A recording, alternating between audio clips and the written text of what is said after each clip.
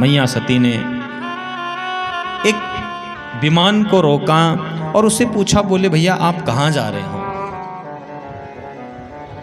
तो इसने कहा, बोले देवी तुम्हारे पिता के यहाँ यज्ञ हो रहा है और उसी यज्ञ में हम सब भी जा रहे हैं, क्या आप अभी तक तैयार नहीं हुई?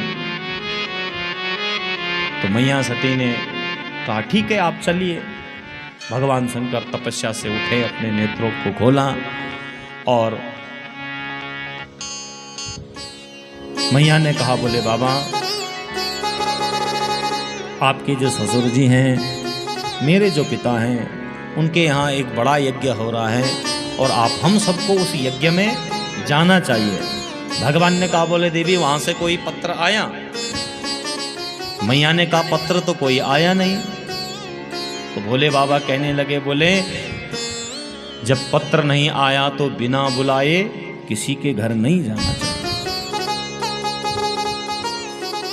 मैया सती ने कई उदाहरण दिए, पिता के घर, गुरु के यहाँ, मित्र के यहाँ। भगवान की कथा में रोगी को देखने आप बिना निमंत्रण के भी जा सकते हैं। भगवान ने कहा जाना चाहिए, लेकिन तब कि जब उनके हृदय में आपके प्रति स्नेह हो, प्रेम हो। और यदि जहां प्रेम ना हो तो वहां सोने की भी वर्षा क्यों ना हो, वहां कदापि नहीं जाना चाहिए।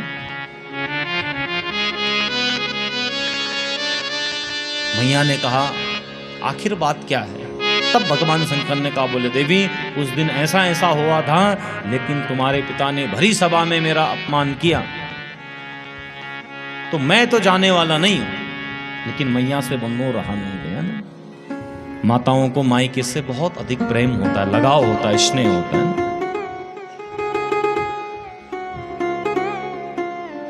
बहुत अधिक प्रेम होता है मायके से, है ना? और बंधो मायका तभी तक रहता है कि जब तक मायके में माता पिता हैं, तभी तक मायका है।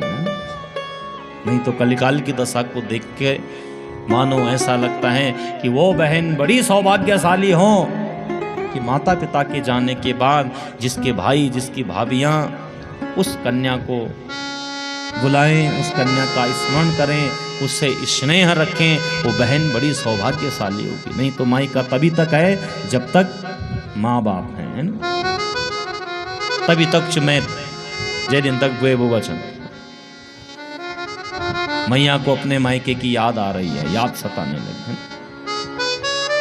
घर में कोई कुछ कार्य हो, कोई छोटा सा भी कार्य हो, तो बहनें सबसे पहले फोन कर देती हैं, किस दिन आना है उनको। और अगर वाल के अब दो विचार नहीं बढ़नू तो तब भाई कुन अब तो पर बहुत कंजूसी है क्या? क्यों? क्योंकि हमें मायका आने का बहाना मिलेगा, धन के लिए नहीं।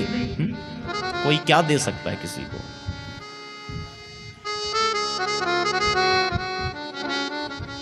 बोल देना कि अपड़ मैत को तो कुकुर भी अच्छो लग दो है। तो मैया से रहा नहीं गया, मैया को मायके की याद आ रही है, याद सता रही है। कहा बोले बाबा चलो ना। भगवान ने कहा, बोले देवी मैं बिना बुलाए जाने वाला नहीं हूं।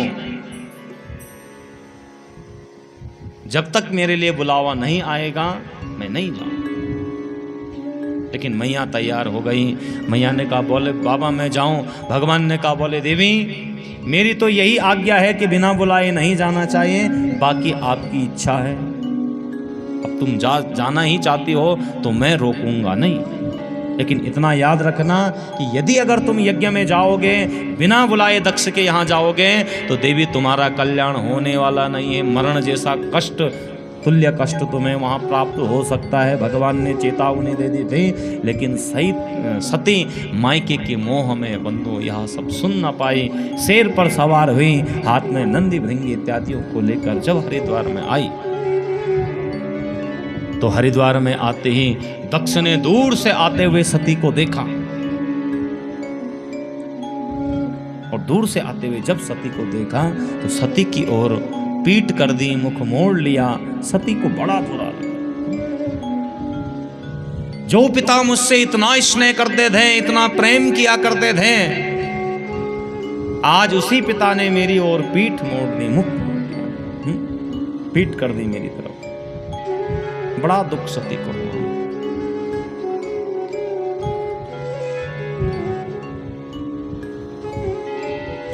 सती रो रही है।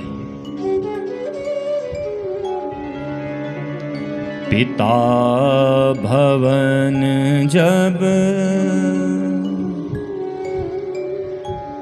गई भवानी, पिता भवन जब गई भवानी, दक्ष त्रास का होना सन्मान।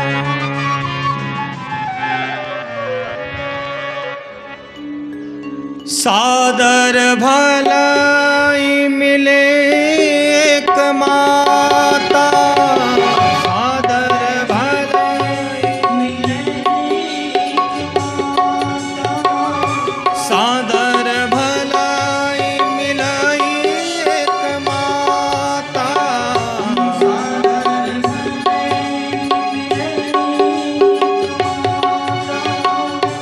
भगनी बहुत मुस्काता, भगने मिलाई बहुत मुस्काता, भगने मिलाई बहुत मुस्काता, भगने मिलाई बहुत मुस्काता।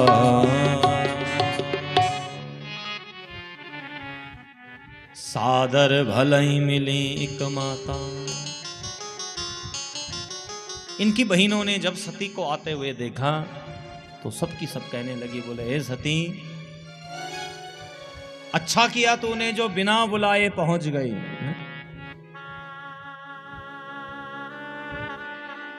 मानो सती के हृदय में एक एक बाण चुप रहे हों।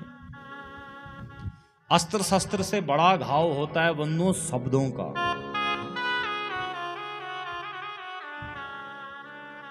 अस्त्र शस्त्र से कटा हुआ भाग 2, 4, 6 महीने में वो घाव ठीक हो जाता है, लेकिन शब्दों का घाव जीवन पर्यंत ठीक नहीं होता। अगर आपने किसी को अपशब्द कहा हो तो उस व्यक्ति को सदैव याद रहता, मैं भूला नहीं हूं, तूने उस दिन ऐसा कहा था मुझे, तूने उस दिन ऐसा बोला था मुझे। मानो सती के हृदय में एक एक बाण चुभ रहे हैं। अगली बहन बोल बैठी, बोले सती तेरा पति कहां है? दूसरी बहन बोल बैठी, बोले भैया अरे यदि अगर वो समाज में लाने लायक होता तो लेकर आती ना उसको। पड़ा होगा कहीं भांग पीकर बाबा ठहरा, जोगी मतवाला ठहरा, उसने क्या देखना कि समाज क्या होता है? उसने क्या देखना समाज को? आज के समय में बंदों, आजकल के लोग कहते हैं भैया समाज के को देखिए, समाज के साथ चलिए। अच्छी बात है समाज के साथ चलना, बहुत अच्छी बात है, नहीं तो मनुष्य पिछड़ जाता है। लेकिन समाज अगर गड्ढे में जा रहा है तो उस समाज का तिरस्कार कर दो। एक बार एक संत थे और आज के समय के कुछ लोगों ने कहा, कुछ लोग कहते हैं भाई क्या रखा आपकी कथा में, क्या है कथा सुनने से क्या होता है, इतनी देर हम बाहर जाएंगे, डिस्को जाएंगे, नाच कूद कर आएंगे, घूम फिर कर आएंगे, हैं? कथा सुनने से क्या होता है? तो ऐसे ही बाबा से कहा, बोले बाबा जी अरे आपने ये धोती पहनी है, ये चोला पहनना है, अरे आजकल के नए टिप टॉप जैसे अच्छे कपड़े पहनो, अच्छे हमारे जैसे महंगे कपड़े पहनो, ये धोती पहनने से क्या होता है, कब तक इस धोती को पहनते रहोगे? बाबा जी ने देखा, बोले बेटा, बोले बेटी ये तू नहीं कह रही, ये तेरा समय कह रहा है। बाबा जी भी उसी गाड़ी में चलने लगे। अब ये बहन जैसे ही गाड़ी से नीचे उतर ही रही थी कि गाड़ी के एक कोने में इसका वस्त्र लगा और वस्त्र फट गया। अब सबने कहा कोई कपड़े लाओ, कपड़े लाओ, कपड़े लाओ, लेकिन उसमें से कोई भी ऐसा व्यक्ति नहीं निकला कि जिसने इसको वस्त्र दे दिए हों। इतने में बाबा ने अपनी धोती निकाली और 20 से उस धोती के 2 भाग किए, आधा भाग स्वयं पहन लिया और आधा भाग इस बहन के ऊपर डाला। बोले बेटे तुम्हारे आंचल की रक्षा करना ही मेरा परम कर्तव्य है। ये बाबा के चरणों में बैठ गए। बोले बाबा जी आज मैंने देखा कि इस धोती की कितनी शक्ति है, अगर ये धोती ना होती तो आज मेरी इज्जत चली जाती, आज मेरी लाज कैसे बचती, कैसी मेरी लाज बचती है। तो आधुनिक शिक्षा और आधुनिक समाज में चलना अच्छा है, लेकिन समाज अगर गर्त में जा रहा हो, समाज अगर गड्ढे में जा रहा हो, तो ऐसे समाज का समय से तिरस्कार कर देना चाहिए ना। एक जगह गधों की लाइन थी, अब एक गड्ढा खुदा था, ये सारे के सारे अंधे गधा थे। अब एक गधा आगे आगे चला, उसके पीछे सब जा रहे हैं। चलते चलते पहले वाले गड्ढे में गिर गया तो आवाज आई धड़ाम से। पीछे वाले ने पूछा भाई रास्ता तो ठीक है? बोले हाँ हाँ आराम से आओ।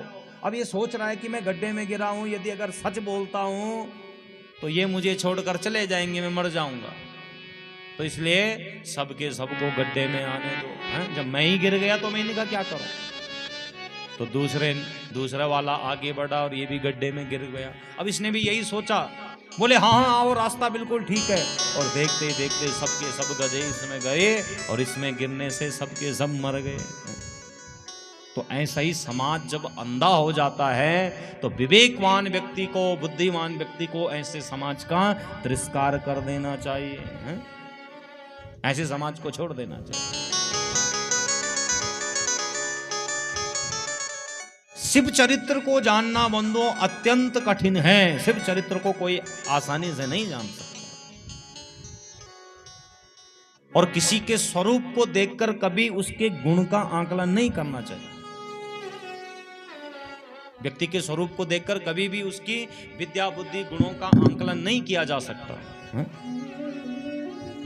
कोई अगर किसी के वस्त्र फटे हों, कोई मैले कुचेले हों, तो लोग कहते भाई सुदामा आ गया, सुदामा आ गया। अरे सुदामा के जैसे जिस दिन तुम हो जाओगे ना, उस दिन ये धरती स्वर्ग बन जाएगी। बोलना बहुत आसान होता है, किसी का आंकलन करना। और आज कलिकाल में तो एक से एक महात्मा, एक से एक संत, एक से एक पढ़े लिखे लोग हैं। केवल हम ही दो चार अक्षर पढ़ने से हम ही लोग बड़े नहीं हैं। मैं 2013 में प्रयागराज कुंभ में गया था। वहाँ मुझे एक बाबा जी मिले, बड़े दीनहीन से चल रहे थे। तो हम लोग गए, हमने कहा बाबा जी आप भोजन पालो। और फिर उन्होंने हमारी ओर देखा। अब हमें तो यही लगा कि बाबा जी एक भिखारी रूप में चल रहे हैं। तो उन्होंने हमारी ओर देखा। अब ब्राह्मण वस्त्र थे तो कुछ बोल नहीं पाए। तो बोले बेटा आप कहाँ से आ रहे हो? हमने कहा बाबा जी हम दर्शन करने आ रहे हैं, हमारे पास कुछ फल बचे हुए थे। तो उन्होंने कहा कि मुझे इनकी आवश्यकता नहीं है, मैं भूखा प्यासा नहीं हूँ, मुझे इनकी आवश्यकता नहीं है। बोले क्यों? बोले मैंने अभी अभी भोजन पान कर लिया है और ये उठा करके किसी गरीब को दे दो। अब हमारे साथ में जो औरतें सब सोच रहे हैं कि यही गरीब लग रहे हैं, अब कौन गरीब है कैसे थे? फिर जब बाबा जी से वार्तालाप हुआ तो बाद में पता चला कि 6 विषयों पर जिन्होंने बंधुओं पीएचडी की हुई थी, डॉक्टरेट की हुई थी। तो जब हमने ऐसा सुना तो हमारी तो मानो चरणों के नीचे से धरती ही खिसक गई।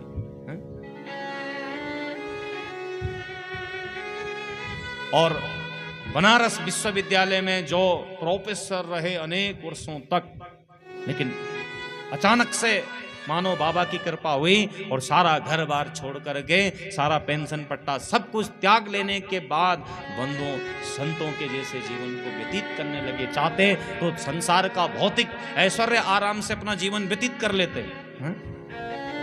बोले न जाने बाबा की क्या कृपा हुई। और बोले बेटा सब कुछ छोड़ करके मैं भिक्षावृत्ति का को यापन कर रहा हूं, और जो मिल जाए मैं एक घर में जाता हूं और वहां से जो मिल जाए बस उस दिन मैं उसी से ही अपने जीवन का निर्वाह करता हूं। तो किसी के स्वरूप को देख करके कभी उसका आंकलन नहीं करना चाहिए। भगवान शिव के स्वरूप को देख करके इनकी बहनों ने क्या कहा है, वो जोगी है, वो जटला है, वो पढ़ा होगा कहीं, पढ़कर उसने समाज क्या देखा। लेकिन मानो भगवान ने क्या कहा कि कितना ही तुम भौतिकवाद में चले जाओ, एक दिन इसी शमशान की लकड़ियों में जलकर भस्म हो जाओगे। केवल समय की बात है बस, है ना। एक जगह शमशान भूमि में लिखा था, मंजिल तो बंदे तेरी यहीं थी, मंजिल तो प्यारे तेरी यहीं थी, लेकिन समय लग गया तुझे यहाँ आते आते। थोड़ा समय लगेगा लेकिन जाना सबको वही है। सती को बड़ा दुख हुआ। मैया सती रो रही है और रोते रोते अपनी मां को देखा, और मां ने जैसी सती को देखकर दौड़ कर आई और हृदय से लगा लिया सती को। मैया ने कहा, बोले माँ, अरे पिताजी तो मुझसे इतना स्नेह करते थे, मैं घर में सबसे छोटी थी, सबसे ज़्यादा प्रेम मुझसे किया करते थे, मैंने आखिर तुम्हारा ऐसा क्या बिगाड़ा कि जो पिताजी ने मुझे इस यज्ञ में नहीं बुलाया। माँ रोने लगी। माँ क्या कर सकती है, माँ तो माँ है, माँ के लिए सब एक समान होते हैं। मैया रोने लगी। सती धीरे धीरे धीरे धीरे गई जहां यज्ञ हो रहा था। यज्ञ में बंधुओं सारे देवताओं का भाग स्थान बनाया जाता है, सारे देवताओं को स्थान दिया जाता है। जब कोई यज्ञ होता है तो जहां जिस देवता का स्थान है, उस देवता का स्थान उस भाग में दिया जाता है, उस स्थान में भाग दिया जाता है। इधर हमारे ब्रह्मा जी हैं, यहाँ हमारे विष्णु जी हैं, इधर हमारे देवादिदेव महादेव जी का स्तंभ है, यहाँ इंद्र महाराज का स्तंभ है, बीच में हमारे अन्य देवी देवता विराजमान हैं। सबका यथावत स्थान और यथावत विधिवत उनका पूजन किया जाता है। लेकिन सती ने क्या देखा कि भगवान शिव का जो भाग है वह भाग खाली है, भगवान शिव को आसन नहीं दिया। और जहां बंदो मेरे भोले बाबा का भाग ना हो, वो यज्ञ कभी सफल नहीं हो सकता। सती को क्रोध आया और सती ने कहा, बोले हे पिता दक्ष, तुम्हारे हृदय में बहुत अभिमान भरा हुआ है, इसलिए तुम्हारे द्वारा जो मैंने ये शरीर प्राप्त किया है, मैं इस शरीर को अब धारण नहीं करूंगी। और आसन में विराजमान हुई, व्यान अपान समान उदान बंधुओं यह, और अपनी जठराग्नि से अग्नि को प्रकट किया, और उसी अग्नि के द्वारा बंधुओं ब्रह्मरंध्र का भेदन करते हुए सती ने अपने प्राण त्याग दिए। अब तो चारों ओर बोले देवती गणों ने सुना कि मैया सती ने अपने प्राण त्याग दिए। बोले भैया, अरे पकड़ो पकड़ो, मारो मारो इनको, इनके कारण हमारी मैया ने अपना शरीर त्याग दिया। युद्ध होने लगा, लेकिन दक्ष के दूतों ने मैया के दूतों को मार कर भगा दिया। ब्रह्मा नारद जी बंदो भगवान शिव के पास पहुँचे और भगवान से कहा, बोले प्रभु आप यहाँ विराजमान हो। वहाँ मैया सती ने अपना शरीर त्याग दिया। मेरे महादेव ने नेत्रों को खोला और बाबा ने नेत्र खोलते कहा, बोले हे नारद जी, मैं जानता था, क्योंकि सती ने मेरी आज्ञा का पालन नहीं किया, मैं जानता था ऐसा होने वाला है। लेकिन यह सुनते बंदों पत्नी वियोग में बाबा को क्रोध आया और मेरे भोले बाबा ने अपनी जटा झूठ मत दे जो अपनी जटा को पृथ्वी पर पटका, और उसी पृथ्वी को फाड़ते हुए वीरभद्र और माँ काली प्रकट हो गई, भद्र काली प्रकट हो गई। बोल वीरभद्र भगवान की, भद्र काली मैया की। माँ जगदम्बा प्रकट हो गई, वीरभद्र भगवान प्रकट हुए और बाबा से कहा, बोले बाबा क्या आज्ञा है। भगवान ने कहा, बोले हे वीरभद्र तुम जाओ और अभिमान पूर्वक जो दक्ष यज्ञ कर रहा है उस यज्ञ को विध्वंस कर दो। अब वीरभद्र प्रजापति के इस यज्ञ में पहुंचे और वहां जाते युद्ध होने लगा। सारे देवताओं को मारकर इन्होंने यहां से भगाया और यज्ञ विध्वंस करना प्रारंभ कर दिया। दक्ष जब यज्ञ की रक्षा करने के लिए आया तो दक्ष के सिर को काट करके हवन कुंड में स्वाहा कर दिया। चारों ओर मानो रक्त की नदियां बहने लगी। सारे देवता दौड़ दौड़ कर त्राहिमाम त्राहिमाम त्राहिमाम भगवान शिव के पास पहुंचे। बोले हे प्रभु रक्षा करो, हमारी रक्षा करो, रक्षा करो। भगवान शिव की स्तुति करने लगे। शिव काशी शिव काशी, काशी काशी शिव शिव, ये जपन्ति नरा भक्त्या तेषां मुक्तिर्न संशया। सारे देवता भगवान शिव के नाम का स्मरण करने लगे, बोले बाबा हमारी रक्षा करो, बाबा हमारी रक्षा करो। भगवान ने कहा देवताओं क्या हुआ? बोले महाराज उस यज्ञ में वीरभद्र ने यज्ञ को विध्वंस कर दिया और दक्ष के सिर को काट दिया। बाबा उस यज्ञ को पूर्ण करो।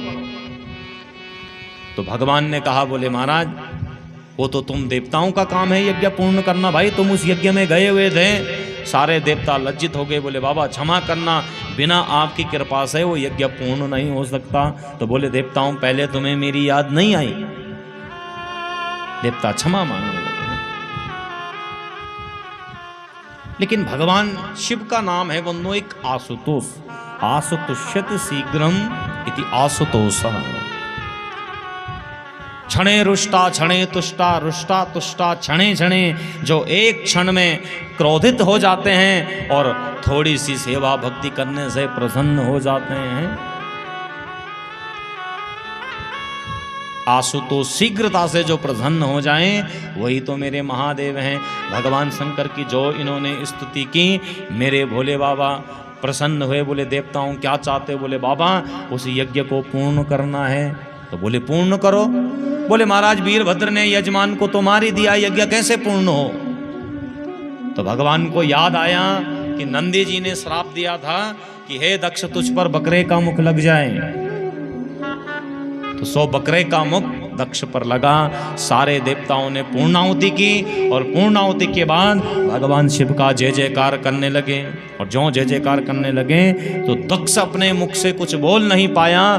तो 100 जय भोले बम भोले, जय भोले बम भोले बोल रहे थे, लेकिन दक्ष ये बोल नहीं पाया। तो बकरे का मुख लेकर के बम बम बम बम बम बम बम बम बोलने लगा है।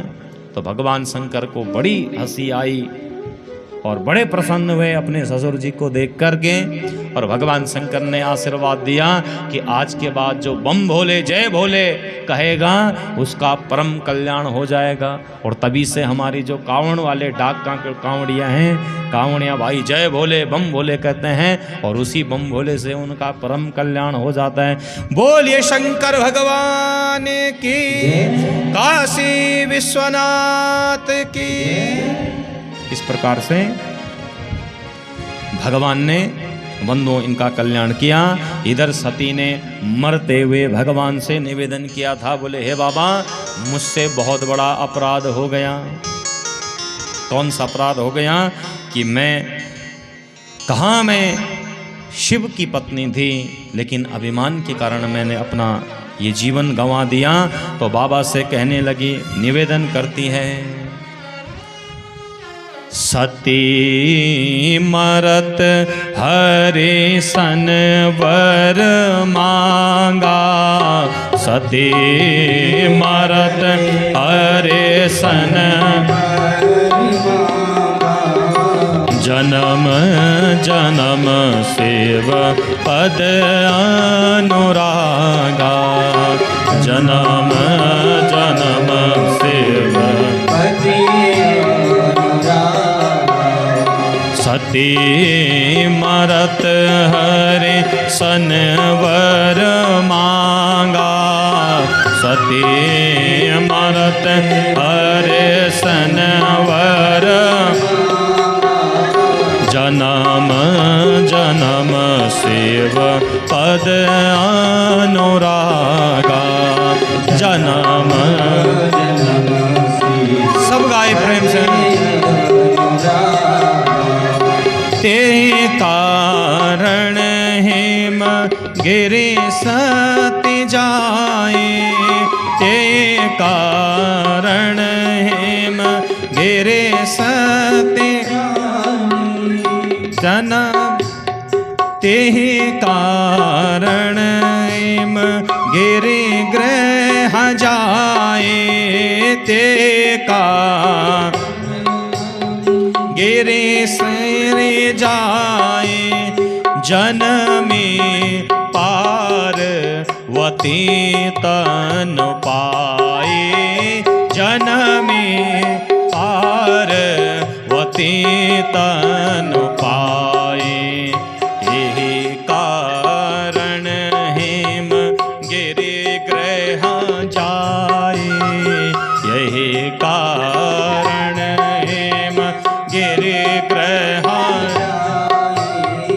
जन्मे पार्वती तन पाए, जन्मे पार्वती तन पाए।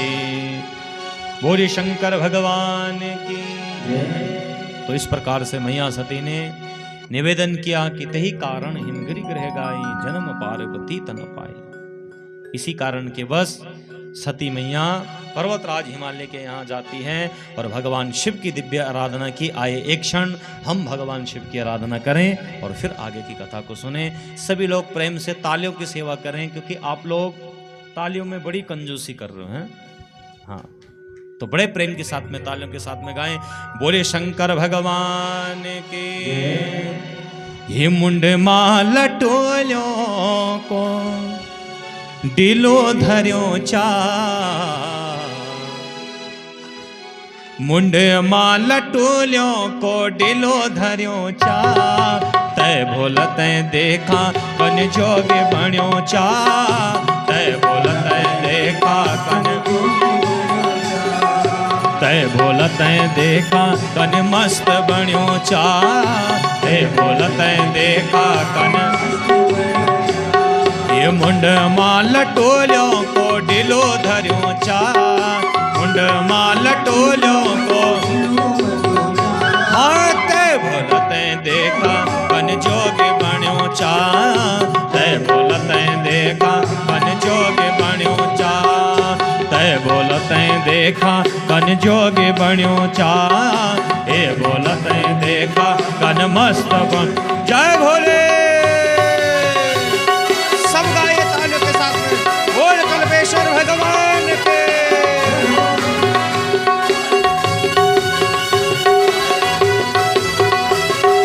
जय जय भोले।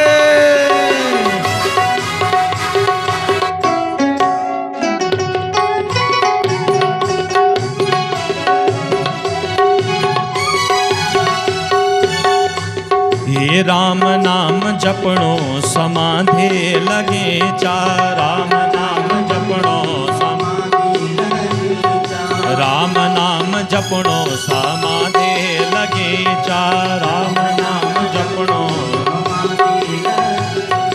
गला मां गुरों की माला डले चा, गला मां गुरों की माला डले चा, ये गला मुंद गुरों के माला डली चा, गला बंद गुराओं के माला। हे भोले महादेव कन जोग बण्यो चा, भोले महादेव कन,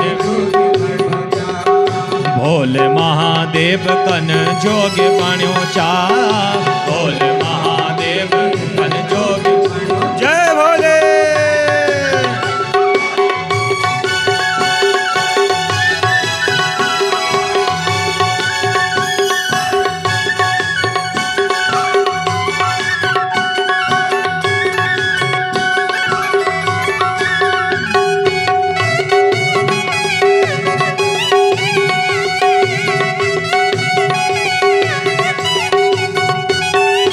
अंग मां भस्मे को बल लेप लाग्यो चा, अंग मां भस्मे को,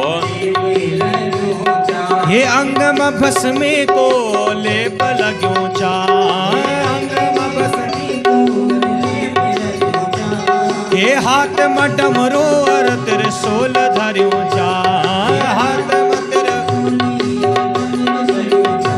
ये हाथ में त्रिशूल डमरू धर्यो चा, हाथ में त्रिशूल डमरू धर्यो चा। हे भोला महादेव कन जोग बण्यो चा, भोले महादेव कन, बाबा भोले महादेव कन मस्त बण्यो चा, भोले महा